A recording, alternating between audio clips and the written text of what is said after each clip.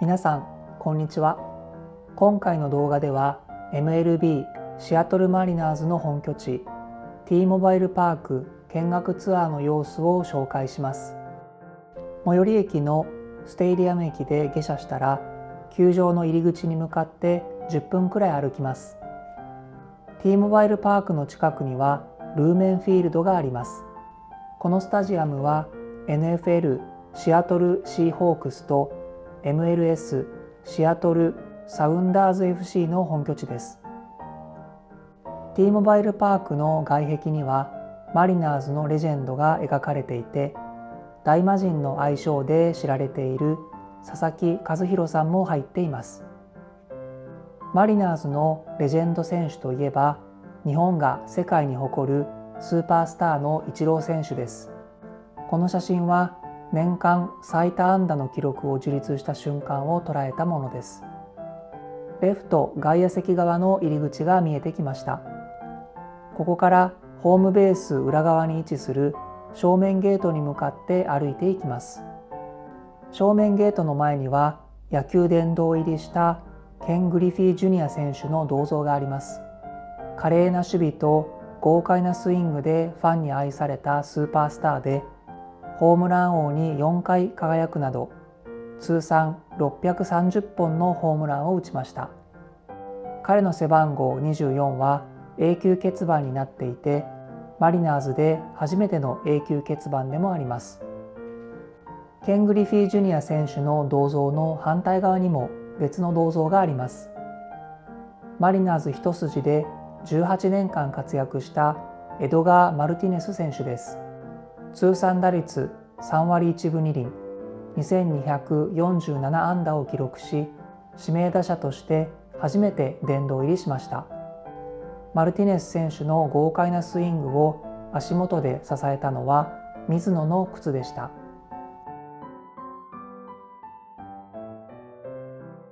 シーズン開幕前なので選手のポスターを貼り付けていました。スタジアム見学ツアーの集合場所はグッズショップです。ショップの中に入るとイチローに関するグッズがあります。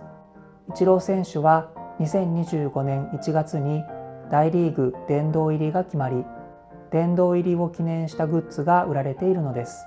正式な殿堂入りは2025年7月27日で、この日に T モバイルパークで殿堂入り式典が行われます。在庫処分コーナーには2019年から3年間マリナーズでプレーした菊池雄星投手のグッズもあります。2019年3月21日の MLB 日本開幕戦でメジャーデビューし、この日にイチロー選手は引退しました。グッズショップにはいろいろな種類のグッズが売っていて、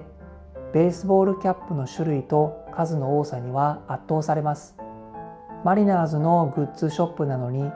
なぜかヤンキースやドジャーズなど他球団のキャップも売っていました。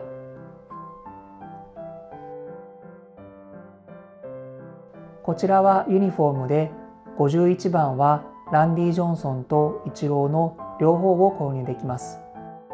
ミニサイズの赤ちゃん用ユニフォームもバッチリ揃っています。係の人の案内でスタジアム見学ツアーが始まりました。最初に説明してくれたのはマリナーズが所有する土地についてです。スタジアムの外5メートルくらいまでの土地がマリナーズのもので、私有地扱いのため、この敷地内で抗議活動などをすることは禁じられています。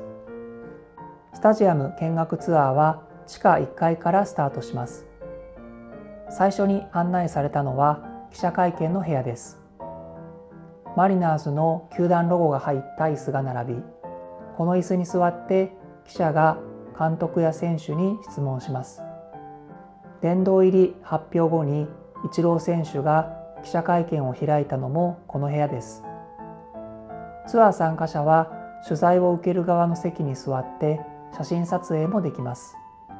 球団ロゴと交互に並ぶのはスポンサーのカジノリゾートの会社のロゴです。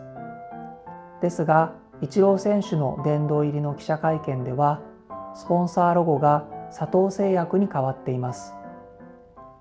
佐藤製薬の看板商品は栄養ドリンクユンケルで、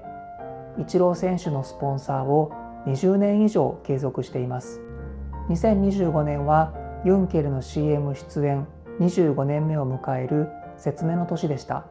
そんなイチロー選手と佐藤製薬のパートナー関係にリスペクトを示すために、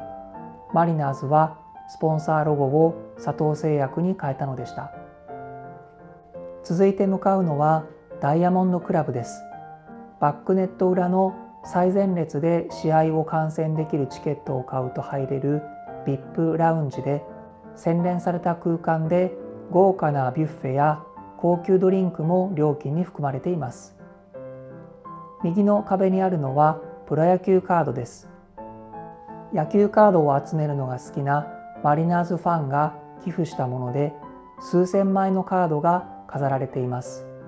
寄付したファンは十数倍のカードをまだ自宅に持っているそうです。大型のスクリーンには試合中継が映し出され、食事やお酒を楽しみながら快適に試合観戦できます。スタジアム外にある銅像で紹介したマルティネス選手がヒットを打ったシーンですが、反対側から見るとヒットでホームに生還したランナーと喜ぶ選手の姿に変わります。こちらはイチロー選手の偉大な記録を称えるパネルです。ラウンジの中には数人が座れるちょっとした空間があり、それぞれの空間には選手の名前が付けられています。ここにはエドガー・マルティネス選手の名前があります。それでは専用通路を通ってバックネット裏の最前列に移動します。T モバイルパークは開閉式の屋根を備えていて、その設置費用は約5億ドル、当時の為替レートで約600億円です。屋根の開閉には約20分かかるのですが、天気予報を直前まで確認し、プレーボールまでに屋根を閉めるかどうかが決定されます。レフトスタンド側にはアメリカンリーグ15球団の旗が風になびいています。ナショナルリーグ15球団の旗はありません。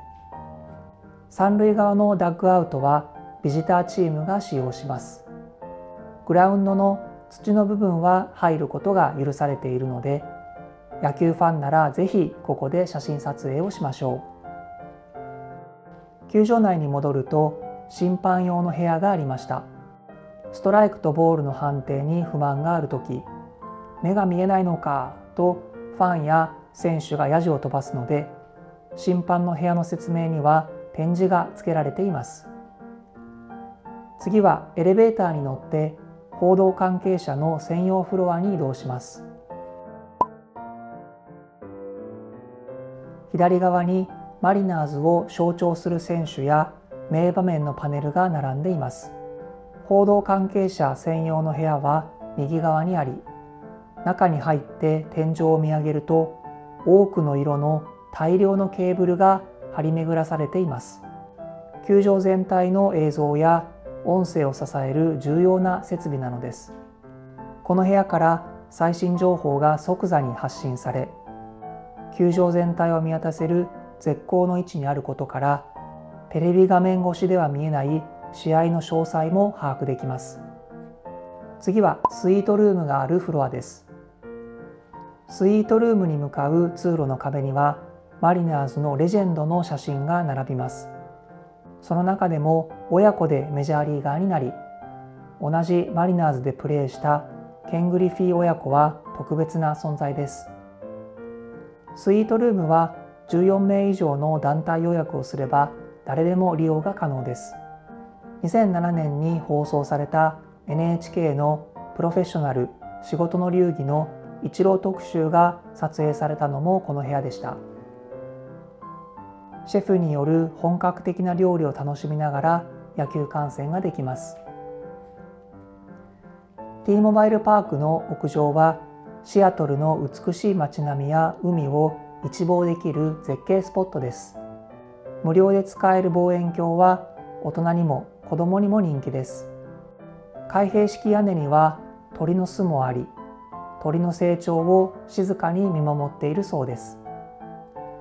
試合がある日にはフードコートが並んでとてもにぎわいます。ツアーの最後は球場内のメインフロアです。地元の人気店が多数出店し、シアトルの海の幸やクラフトビール、ローカルワインも楽しめます。イチロー選手の等身大パネルと達成した記録についての説明があります。ここは外野フェンスに登ってホームランをキャッチする撮影スポットです。イチロー選手の忍者のような動きを真似できるでしょうか。いつか実際の試合をこの球場で見てみたいですね。所要時間90分のツアーはこれで終了です。野球好きの方はぜひ T モバイルパークに足を運んでください。